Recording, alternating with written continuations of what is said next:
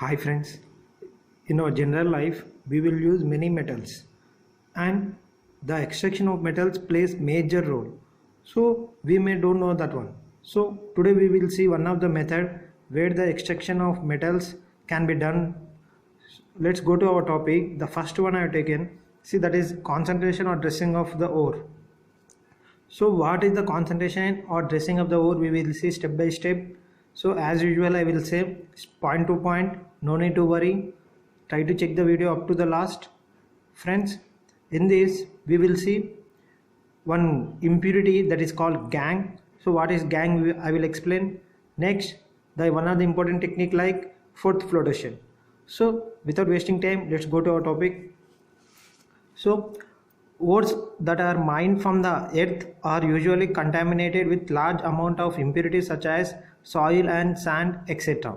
So generally we cannot get the from the earth as the pure form of the metals or the ores.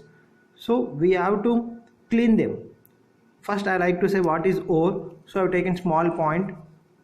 The minerals from which the metals are extracted without economical loss are called ores. So in our earth there are many minerals which are available. So in this total, ores are the one where without losing of more money we can extract the metals in more quantity. This is called as the ores. Next, coming to our point, concentration or dressing means simply getting rid of as much as unwanted rocky materials as possible from the ore. So previous we have seen, so it is available with mixing of soil and sand. So concentration and dressing means what? It is simple getting rid, means separating of both rocky materials and unwanted materials as possible from the ore. Next, the impurities like sand and clay are called as the gangue. So here is the point, the sand and clay are called as the gangue. Next, here we should get as far as possible pure or more concentrated ore. So here we should get as far as pure or more concentrated ore. So if you separate the gangue, we will get this total concentrated ore, that is the pure ore. Next, enrichment of the ore, so it is called as the concentration also. So various physical methods are used to enrich the ore. In many cases it is possible to separate the metal compound from unwanted rocky material by physical means. So in physical methods we can easily separate them. So among them one of the useful method is fourth flotation. Next, the physical methods are adapted in dressing of the ore or enriching the ore depends upon difference between physical properties of ore and gangue. So for all the impurities or all the ores we should not use the same methods. So according to the ores and according to the metals we should use these physical methods. So it changes from ore to ore. So let's go to our topic, that is what are the different types of physical methods in concentration or the dressing of the ores. So there are mainly four, that is hand picking, next washing, fourth flotation and magnetic separation. So for this fourth flotation and magnetic there are diagrams too, I will explain with the diagrams. And the hand picking and washing is easy. So let's see this one point to point.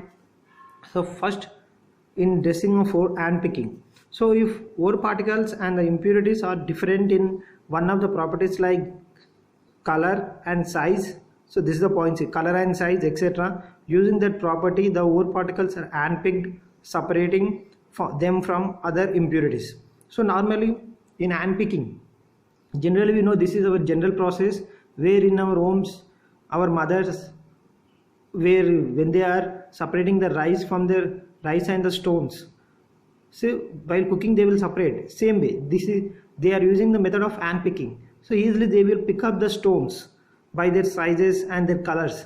Same way, that same property, that is hand picking, that is implementing in the dressing of ore, that is by using the color and size. So whatever the ore we are separating and the impurities, they will be in different colors, so and different sizes. By using these two properties and many other properties we can separate them easily. This is the hand picking. Next, washing. So ore particles are crushed and kept on a slopy surface.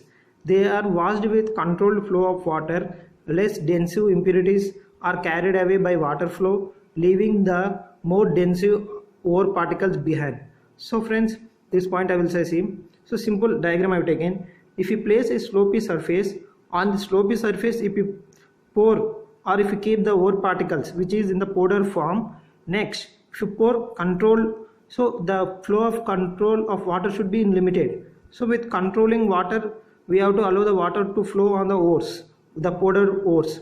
So if the water is moving on the slope surface, the water will be taken all the less dense impurities, and the heavy ore will be heavy, means they are denser than the impurities. So as the ore are more denser than impurities, they will be settled at certain places on the slopy surface. Later we can collect these dense materials which is called as the ores. This is a simple technique. Next, fourth flotation, one of the important. So this method is mainly useful for sulfide ores. This is the point. See, I already said same technique cannot be used for all. So this fourth flotation is mainly useful for sulfide ores which have no wetting properties. So why it is used means, so the sulfide ores does not have any wetting properties, so it is easily applicable for sulfide ores, the fourth flotation. Whereas the impurities get wetted, so ores cannot be going, the sulfide ores they won't get wet, but the impurities they will get wet. This is the process in this total, the main key point. The ore with impurities is finely powdered and kept in water taken in the flotation cell. Air under pressure is blown to produce fourth in water. Fourth so produced takes the ore particles to the surface, whereas impurities settle at the bottom. Fourth is separated and washed to get ore particles. So friends, for this total I will explain. See, that is the diagram I already said. So in this case, this is called as the flotation cell, and in this cell we will place some whatever the sulfide ores, and the sulfide ores, as it is the first stage, they are mixing with some impurities also. Next, after placing the sulfide ores with unwanted impurities, we cannot say, as both are mixing, we cannot separate easily. So after placing these sulfide ores and impurities in the flotation cell, they will be at the bottom. Next, we will allow the water to pour in the flotation cell, and with the help of some compressed air, we will allow the compressed air through pipes, so that the air which is passing with more pressure, it will produce some fourth. So if the fourth is produced, what happens, as sulfide ore does not get wet, their weight will be less compared to the impurities. Impurities will get wet and the weight will be increased, so the impurities will be settled at the down. So already we know impurities, we will call it as the gangue, and the fourth, whatever it is produced due to the concentration of ore, the concentration, the compressed air, it makes the fourth to float on the surface of the water. So as it is floating, what happens, the light particles, that is ore particles, the sulfide ore which is not in the wetted form, they will be floating with the fourth. See, fourth bubbles carrying sulfide ore particles, they will be floating on the surface. Next, ore sulfide ore particles, we can see this is the black color one. So we can easily separate these fourth which is mixed with the sulfide ores. This is the case, friends. Next, magnetic separation. If ore or impurity, one of them is magnetic substance and other is non-magnetic substance, they are separated using electromagnets. So friends, magnetic separation is easily we can obtain. See, so ore or impurity, in this ore is the magnetic substance and impurities are the non-magnetic substance. So by using these two, magnetic and non-magnet, by using this technique of magnetic separation, we can separate. See how I will explain, listen. We will place the powdered ore in the top of the layer. Next, on the conveyor belt, as the belt is moving, at this one case we can observe one magnetic wheel, another is non-magnetic wheel. If the ore is continuously passed on the conveyor belt, it passes from one place to another place. Whenever it is reaching the magnetic wheel, the ore, as the ore is magnetic, it rotates along the wheel, and at passing after certain place, it falls at the different area compared to the non-magnetic ore. So as it is non-magnet, they won't attract it to the wheel and they will fall at the exact position down to the wheel. But coming to magnetic substance, magnetic cores, they will fall far away from the non-magnetic wheels. This is the point, see friends. Simple.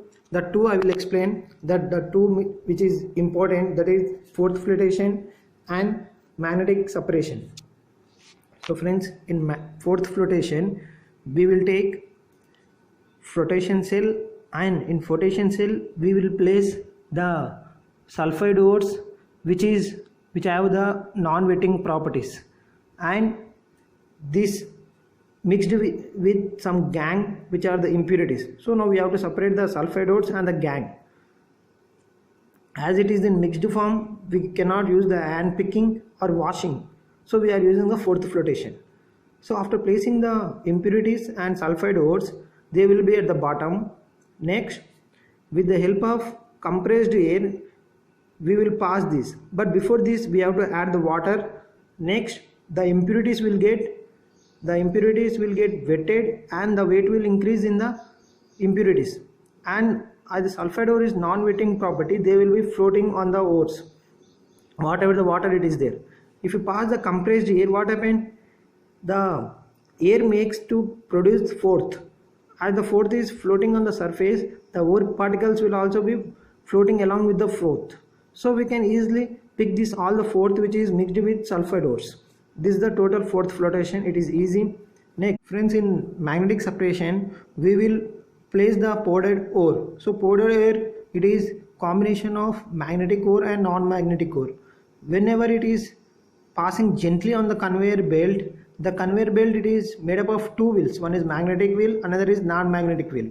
We know the magnetic wheel, it will attract the magnetic ores. So as the ore is passing along the conveyor belt, the magnetic wheel will attract the magnetic ore and it will pass along with the wheel, and after passing the magnetic wheel, the ore will fall after certain distance. Coming to non-magnetic ore, it will fall at the place of down to the wheel only. This is the way we will separate the magnetic ore and non-magnetic ore. So I hope you have understood the concentration of ores, or we will call it the dressing of ores.